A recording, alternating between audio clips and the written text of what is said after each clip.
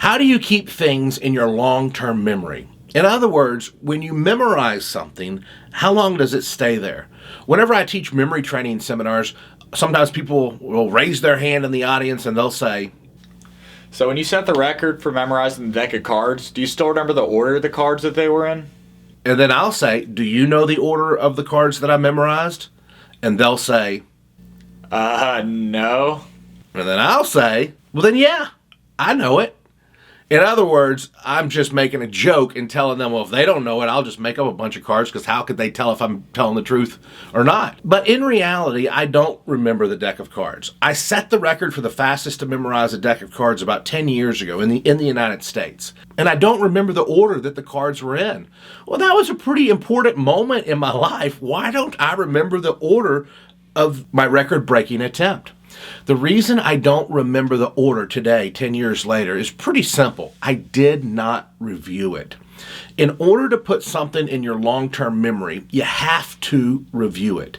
And then the next question is, well, okay, Ron, well, how often do you have to review it? How much do you have to review it until it goes into your long-term memory? And the answer to that is not what you want to hear, but it's the truth. I don't know. It depends on the person, and it depends on the subject matter. Here's what I mean by depends on the subject matter. If I asked you right now, have you ever been in a car accident? And even if the car accident was 20 years ago, I bet you could tell me, yeah, I was in a car accident, and this was the time of day, this was who was driving, this is where it occurred. You could remember all of the details of the accident. Why? Because of the action and the emotion of that car accident. It cemented it in your memory. And because the action and emotion was so intense, you don't have to review that to put it in your long-term memory. You just remember it. So if something is very emotional or full of action, it's automatically going to go in your long-term memory. So when we memorize something, we need to make it full of action and emotion in our memory to try to put it in our long-term memory. The stronger that action and emotion is, the more clear and vivid the image is, the more likely you'll remember it long-term. That's part one. Part two is review. But how much do you review? Here's the answer that you don't want to hear, and it's review it until you got it. Review it until you got it. In 2012, I set out to memorize everybody who died in the war in Afghanistan. There's 2,400 members of the United States military who died in the war in Afghanistan. And I took about 10 months and I reviewed them in the order of their death. Rank, first name, last name. It was 7,000 words. It took me 10 months to do it. Why did it take so long to memorize 7,000 words? Because I could memorize 100 people in a day. But day two, before I moved on to the next 100 people, I had to review day one. So imagine this. At one point, I had memorized 1,800 people. Rank, first name, last name. That's 5,400 words. So I was having to review those 5,400 words before I added the next 100 people. So you're always having to go back and review. When you memorize something, memorize a chunk of it, whether it's 100 pieces of information or 50 or 10. Memorize that chunk of it. And then before you go on to the next piece of data, the next group of data, review that. And that review process sometimes can take a long time. My recommendation is always to review it the night you memorize it. So if you memorize a list of 50 words today, before you go to bed tonight, review it. Tomorrow, early in the morning after you wake up, review it. The next day, review it. In a week, review it. In 2 weeks, review it. In a month, review it. In 3 months, review it. And just keep doing that until you feel you know it. When I was 24 years old, I memorized a quote from Teddy Roosevelt. And the quote says this: "It is not the critic who counts. It's not the man who points out how the strong man stumbled or where the doer of deeds could have done better.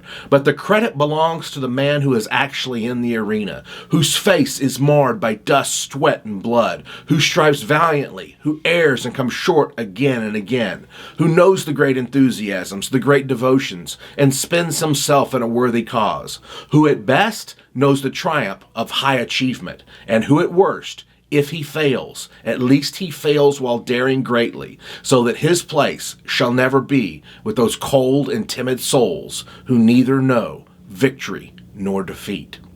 I memorized that 22 years ago. I had no idea I was going to say it on this video. We just pressed record on this video. I haven't quoted that quote in 2 or 3 years, but boom, it was right there when I needed it. Why was it right there when I needed it?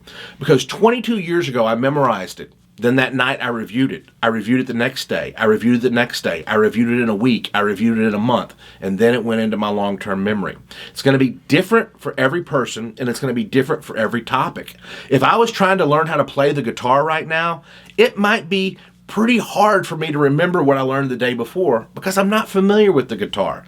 But if I was familiar with the guitar and I learned something today, I would probably remember it better tomorrow because I'm already familiar with the guitar.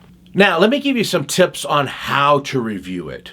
When you review, and this is so important, when you review, don't just read it again. Why?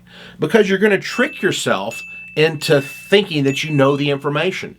In other words, you've got a list of 100 words. You memorize them, and then to review, you look at those 100 words and you just review them again. And your brain is going to say, okay, yeah, I know that. That's not a true best review.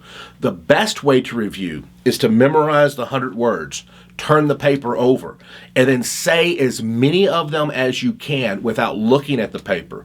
And then when you get stuck on one, flip it over, see what it is, memorize it, and then make it stronger in your memory. Turn the paper over and keep going.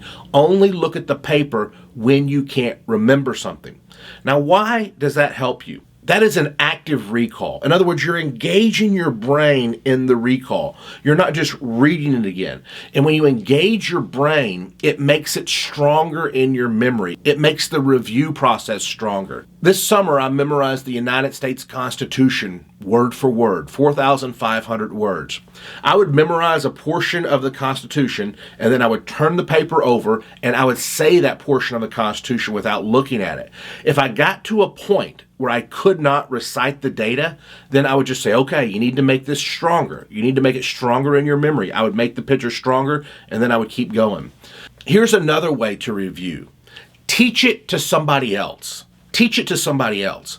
Even if it's just a plant, it's not even a person, it's just a plant. Talk to somebody else.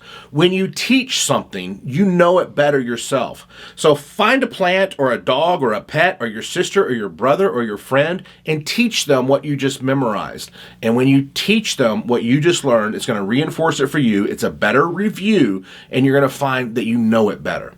So, in short, to wrap this up, how long does something stay in your memory? How do you put something in your long-term memory? Number 1, review it.